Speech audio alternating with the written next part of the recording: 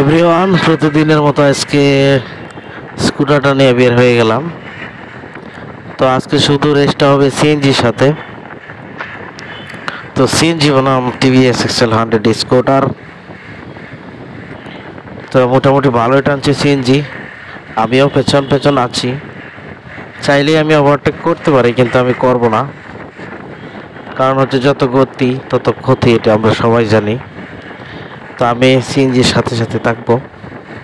তো যদিও সিএনজি 60-65-তে টানে, আমার গাড়ি কিন্তু স্পিড আছে 70 থেকে 80। এই জন্য ভাইবেন না যে আমি সিএনজির সাথে পারবো না। মানে সিএনজির সাথে রেস দিতে পারবো, সমস্যা নাই, কিন্তু আমি রেস নিব না, সিএনজির পেছন পেছন আছি। তো দেখতে থাকুন কত দূর যাওয়া যায়, ভালো থাকুন। দেখুন এই TVS XL100 racing scooter blog video.